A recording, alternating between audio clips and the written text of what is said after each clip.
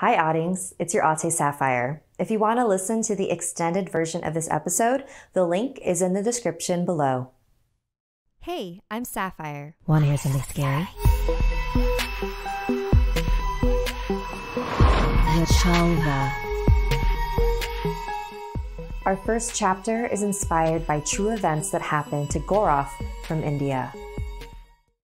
This happened when I was about 11 years old and lived with my 17-year-old sister Manika and my grandmother.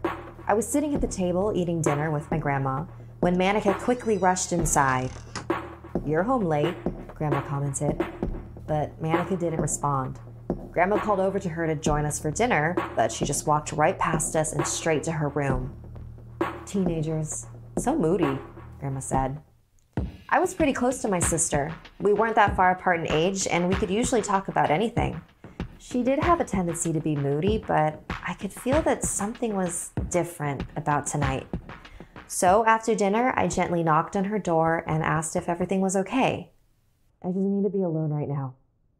I shrugged and headed to my own room, followed by our family dog, Snoopy. I laid in bed, but was having a hard time falling asleep. I felt really anxious and restless for some reason. I didn't understand why. Hours went by and I had given up on trying to fall asleep. I decided to take Snoopy out for a 3 a.m. walk. The neighborhood was quiet and calm. Snoopy was happily sniffing around. Then I heard a rustling from a bush a couple meters in front of us. From the bushes emerged what looked like a mangy black dog. There were a lot of strays in this part of town, so I wasn't too surprised and continued forward. But Snoopy wasn't moving. I looked down and was shocked to see him low on the ground, sneering. "It's just a dog, Snoop," I said as I yanked on his leash. But Snoopy was not budging. His sneering turned into growling. I looked back towards the stray dog and watched as the dark figure stood up, reaching its full height. That was no dog. At this point, Snoopy was barking wildly at the creature. I pulled his leash and ran in the opposite direction. I could hear the booming footsteps of that thing chasing after us. "Why don't you play with me?" it asked tauntingly. I refused to turn around or speak to it. My grandmother was a very spiritual person, and she had always told me to never engage with a spirit that's trying to get your attention. That's how you invite them into your life. So I just kept running, Snoopy following closely by my side.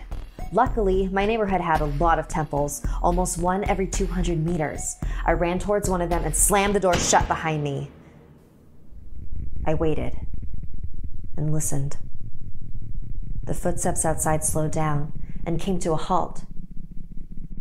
"I'll come back for you." I fell to the ground and caught my breath. Snoopy and I stayed there until the sun rose. When we got back to our house, my grandmother and sister were already at the dining room table eating breakfast. "I saw something last night. It was this thing. It was chasing us." I was struggling to find the words to describe what I saw, but even then, my grandmother knew what it was. "You didn't talk to it, did you?" "No, of course not. But Grandma, what was that?" "It was most likely a Chalva. It means illusionist or shapeshifter. They're created when an unborn child dies and the respected ceremonies aren't performed.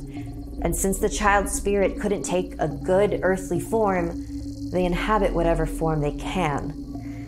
Usually a malicious one." Manika covered her mouth. This seemed to really be upsetting her. "Where did you see the Chalva?" Grandma asked.